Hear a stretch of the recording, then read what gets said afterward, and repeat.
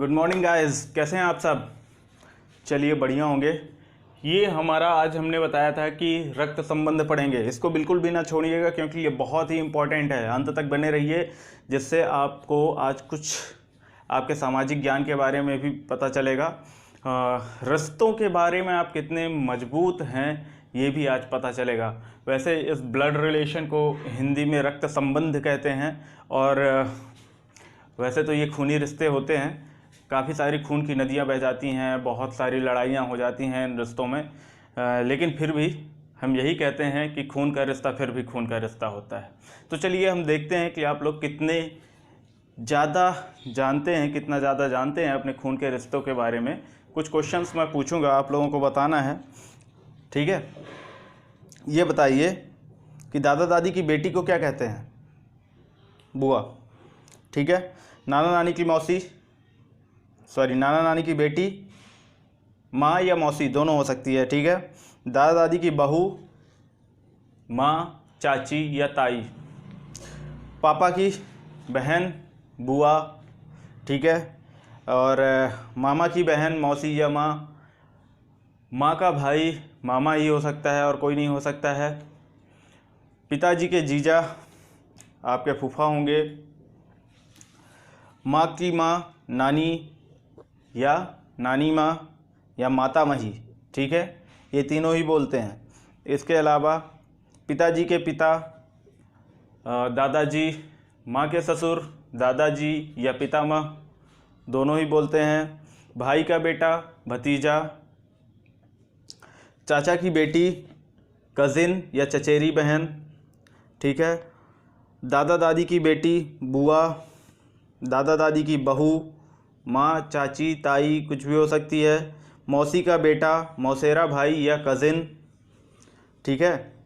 अच्छा, इस बात को आप जानते हैं क्या कि कज़िन सिर्फ कज़िन होता है या होती है? उसमें ना तो हम सेक्स डिफ़ाइन करते हैं कि वो लड़का है या लड़की है, और ना ही हम ये डिफ़ाइन करते हैं कि वो किस तरह से कज़िन है। चाचा का बेटा है, चाची की बेटी है, मामा का बेटा बेटी या बुआ का बेटा बेटी, मौसी का बेटा बेटी, इस तरह की चीज़ें हम डिफ़ाइन नहीं करते। कज़िन मीन्स कज़िन, ठीक है। तो जब भी इस तरह की चीज़ें आएँ आप समझ ना पाएँ कि क्या है, तो इंग्लिश को प्रेफर करना ना भूलें, ठीक है, क्योंकि इंग्लिश जो है हमें कंफ्यूज कम करती है। और वैसे भी एक चीज़ लिखी होती है, जब हम एग्ज़ाम शुरू करते हैं तो एक चीज़ लिखी होती है कि अगर कोई क्वेश्चन गलत पाया जाता है तो उसके इंग्लिश वर्जन को कंसिडर किया जाएगा, ठीक है। तो चलिए अब शुरू करते हैं, इसके बारे में कुछ जान लेते हैं कि होता क्या है। तो सबसे पहले तो ये जान लेते हैं कि कुछ रिश्तों के बारे में आप कितने दुरुस्त हैं। मैंने कुछ लिखे हैं। दादा दादी की बहू कौन होगी आपकी? माँ, ठीक है। दादा दादी की बहू यानी माँ होगी, ठीक है। ये माँ को व्यक्त करने का तरीका है। माँ को आपके कैसे व्यक्त कर सकते हैं, ठीक है। इसके बाद मामा मौसी की बहन, तो ये क्या हो जाएगी?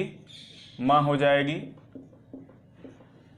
फिर फूफा की सलहज उसे कहते हैं जो साले की वाइफ होती है, उसको सलहज बोलते हैं, ठीक है। तो इसमें कंफ्यूज बिल्कुल ना हो। फूफा की सलहज यानी माँ। इसके अलावा पिता की पत्नी माँ, दादाजी की बहू या दादी की बहू, ये बता चुका हूँ। इसके अलावा मामा मौसी की बहन, फूफा की सलहज, मामी की ननद और बुआ की भाभी, बुआ या चाचा की भाभी। इस तरह से हम माँ को व्यक्त कर सकते हैं, ठीक है। फिर पिताजी को कैसे व्यक्त कर सकते हैं? नाना नानी का दामाद, ये हो गया पिता के लिए। नाना नानी का दामाद, मामा मौसी का जीजा, बुआ का भाई, बुआ या चाचा का भाई, चाची का जेठ, ताई का देवर, और क्या कहते हैं, दादा दादी का बेटा या पुत्र, और माता का पति या माँ का पति। इस तरह से हम पिता को दर्शाते हैं। इसके अलावा अब चलते हैं, कुछ और देखते हैं। तो ये तीनों जो हैं, ये तीनों ये बुआ को दिखाते हैं, माँ की ननद बुआ होगी, चाचा पिता या बुआ की बहन पिता होंगे, बुआ होंगी, पिता नहीं होंगे, चाचा पिता या बुआ। बुआ दो भी हो सकती हैं, इसलिए बुआ भी लिख दिया है मैंने। तो बुआ की बहन जो होगी वो बुआ होगी। दादा दादी की पुत्री, दादा दादी की पुत्री कौन हो सकती है? बुआ ही हो सकती है और कोई नहीं हो सकता है, ठीक है। इसके अलावा माँ की ननद हो गया, तो चाची की ननद और ताई की ननद भी हो जाएगी, ठीक है। फूफा की पत्नी, ये भी हो जाएगा। फिर इसके बाद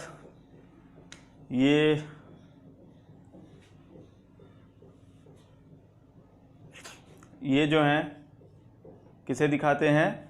मामा को। पिता के साले मामा होंगे, नाना नानी के पुत्र मामा होंगे, माँ मौसी के भाई मामा होंगे, मामा के भाई भी मामा होंगे, ठीक है, और पिता के साले होंगे ही। इसके बाद नाना नानी के पुत्र, ये 11वां देखना है हमें, फूफा माँ के ससुर। फूफा माँ के ससुर कौन होते हैं? दादाजी। तो ये दादाजी के लिए हो गया, दादाजी। भाई कोई ऐसा तो नहीं है जैसे कन्फ्यूज़न हो कि फूफा या माँ के ससुर नहीं होते हैं दादाजी, अगर हैं तो थोड़ा सा ध्यान दें, है ना। पिता चाचा के पिता, पिता या चाचा के पिता भी होते हैं, दादी के पति भी होते हैं, नाना नानी के समधी होते हैं, नाना नानी के समधी होते हैं, ठीक है। दादी के पति होते हैं दादाजी। इसके बाद ये चाचा पिता या बुआ की माँ तो कौन हो गई? दादी हो गई।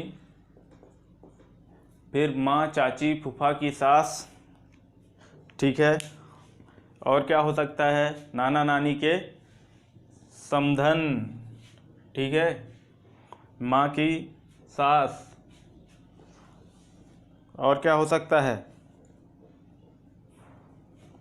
दादाजी की पत्नी, है ना।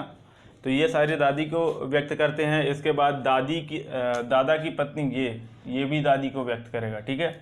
इसके बाद माँ के पिता, माँ या मामा के पिता यानी नाना होते हैं, तो ये जो है नाना के लिए है। तो नाना जी क्या होंगे? माँ या मामा के पिता, पिता मामी के ससुर नाना होंगे, और नानी के पति भी नाना होंगे, दादा दादी के समधी भी नाना होंगे, ठीक है। ये हो गया नानी के लिए, नानी, ठीक है। तो नानी मामा या माँ की माँ, ठीक है, जो होती हैं वो नानी होती हैं। पिता या मामी की सास होती हैं, पिता या मामी की सास होती हैं। दादा दादी की समधन होती हैं। इसके अलावा क्या होती हैं? नाना की पत्नी होती हैं, ठीक है। तो इस तरह से हम एक ही रिश्ते को कई तरीके से बता सकते हैं, वो देखने का तरीका है ना। और क्वेश्चन में एग्जामिनर जो है एग्ज़ाम में हमें इसी तरह से कंफ्यूज करता है, बोल देगा कि हमारे पिता के ससुर की पत्नी कौन होगा। तो पिता के ससुर कौन होते हैं? नाना जी होते हैं, और उनकी पत्नी होती है नानी। तो क्या होगा? नानी हो जाएगा। इसके बाद अब हम देखते हैं कि हमारा जो रिलेशन का बिल्डिंग ब्लॉक बनता है वो कैसा बनता है। तो बिल्डिंग ब्लॉक ऐसा बनता है, सबसे नीचे ग्राउंड फ्लोर में जो सबसे ज़्यादा बाहर जाते हैं वो होंगे, यानी बच्चे कभी खेलने चले गए, कभी स्कूल कॉलेज चले गए, कभी दोस्तों से मिलने चले गए, हर कभी बाहर जाते रहते हैं। तो ग्राउंड फ्लोर में उनका रहना ज़रूरी नहीं, तो ऊपर से नीचे तक आते आते थक जाएंगे, ठीक है। इसके बाद माता पिता अपने अपने जॉब में जाते हैं, जॉब से आने के बाद एक बार घर में चले आते हैं, तो घर से बाहर रेयरली ही निकलते हैं, या मार्केट एक बार चले गए। उसके अलावा मुझे नहीं लगता कि किसी के मम्मी पापा इससे ज़्यादा जाते हैं जॉब और मार्केट के अलावा, ठीक है। तो इनको फर्स्ट फ्लोर में रखा जा सकता है, क्योंकि ये कभी कभी बाहर जाते हैं या दिन में 2 बार 3 बार जाते हैं, ठीक है।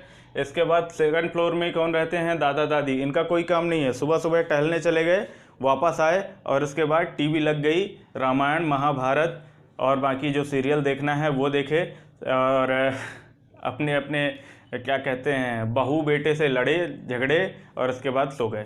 ठीक है, तो इनका ज़्यादा काम नहीं होता बाहर जाने का, इसलिए ये ऊपर रहेंगे। और एक चीज़ और रहती है कि ऊपर से ही ऊपर जाने के जल्दी पहुंच जाएंगे, इसलिए ज़्यादा ऊपर रखा जाता है इनको। ठीक है, तो इसको बिल्कुल पर्सनल नहीं लेना है। किसी के दादा दादी अगर थोड़े वृद्ध हैं तो उसमें पर्सनल नहीं लेना है। इस तरह से हम बनाते हैं बिल्डिंग ब्लॉक। सबसे नीचे होते हैं बच्चे, फिर उसके बाद माता पिता, और फिर सेकंड फ्लोर में दादा दादी, या दादा दादी के अलावा जो नाना नानी होते हैं वो भी होते हैं। यानी ये करंट जनरेशन होती है, ये उसके ऊपर की जनरेशन होती है, पहले की जनरेशन, और ये उसके ऊपर की जनरेशन। तो जैसे जैसे जनरेशन ऊपर की होती रहेगी, पुरानी जनरेशन होती जाएगी, वो ऊपर चलती जाएगी। ठीक है, अगर परदादा की बात कर रहे तो हम उनको थर्ड फ्लोर पे बिठा देंगे। फिर दादाजी के दादाजी की बात कर दिया जाए तो उनको हम फोर्थ फ्लोर पे बैठा देंगे। ठीक है, इस तरह से होता है हमारे ब्लड रिलेशन में, हमें ऐसा करना ही पड़ता है, नहीं तो हमें ये एक सिस्टम नहीं मिल पाता है। चलिए, अब इसके बाद देख लेते हैं कुछ डिनोशन होते हैं जो हमें पता होने चाहिए कि हम किसको कैसे डिनोट करते हैं। ये फिक्स होता है। फिक्स होने का मतलब ये है कि हमने खुद फिक्स किया है, किसी और ने पहले फिक्स करके नहीं दिया है। हम चाहे तो इसको चेंज भी कर सकते हैं, बहुत से लोग चेंज भी करते हैं। ठीक है, तो मैं जो करता हूँ वो आपको बता रहा हूँ। मेल जो है, पुरुष, मेल या पुरुष को हम प्लस से डिनोट करते हैं। बहुत से लोग इसको स्क्वायर या बॉक्स से भी डिनोट करते हैं। इसके बाद फीमेल या महिला को हम माइनस से करते हैं, लेकिन बहुत से लोग इसको सर्कल से कर देते हैं।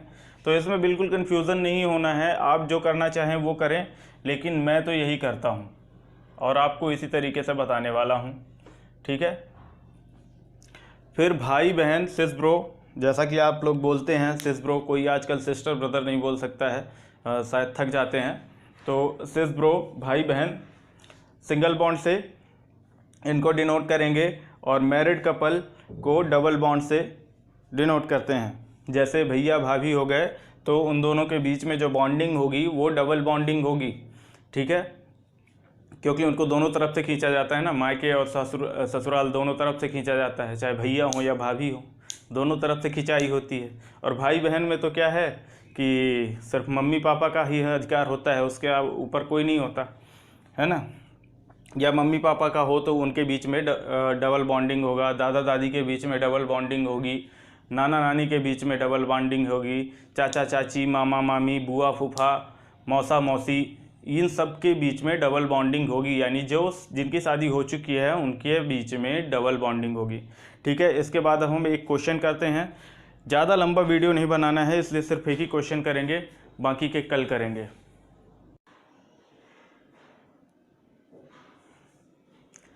तो चलिए क्वेश्चन शुरू करते हैं। क्वेश्चन फर्स्ट हमने लिया है इंगित प्रकार, टाइप 1। इंगित प्रकार में क्या होता है, कोई स्त्री या पुरुष या लड़का या लड़की कोई होता है जो कि किसी एक की तरफ इशारा करता है, इंगित करता है, और उसको इंगित करके बताता है उसके बारे में, और फिर पूछता है कि वह मेरी कौन है या मैं उसका कौन हूँ। ठीक है, वो या तो स्त्री पुरुष हो सकता है जिसकी तरफ इशारा कर रहा है, या कोई फ़ोटो हो सकता है, या कोई स्टैचू हो सकती है, कुछ भी हो सकता है। ठीक है, उस पर ध्यान नहीं देना है।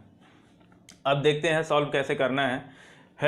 क्वेश्चन ये है कि एक स्त्री की ओर इशारा करते हुए एक पुरुष ने कहा, ठीक है भैया, कोई पुरुष है यानी मेल है, तो वो किसी स्त्री की तरफ यानी फीमेल की तरफ इशारा करते हुए कहता है कि उसके पिता यानी स्त्री के पिता, इसके पिता होंगे तो यहाँ पे प्लस आ जाएगा, स्त्री के पिता मेरे पिता के इकलौते पुत्र हैं, यानी इसके पिता के इकलौते पुत्र हैं। तो अब ये देखिए, इसके पुत्र हैं, ये हुआ। अब इनमें अगर हम सही तरीके से बनाएं, इकलौते पुत्र, इकलौते मतलब सिर्फ अकेला है, और इसके पिता का पुत्र है यानी यही होगा, ठीक है, ये यही होगा, ठीक है।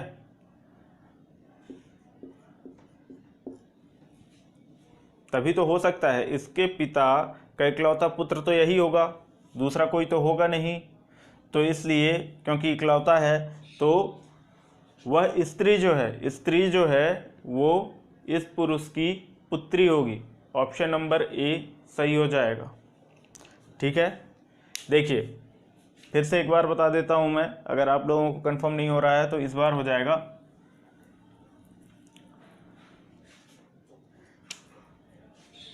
स्त्री के पिता उस आदमी के पिता के इकलौते पुत्र हैं, तो ये इसका इकलौता पुत्र है, ठीक है।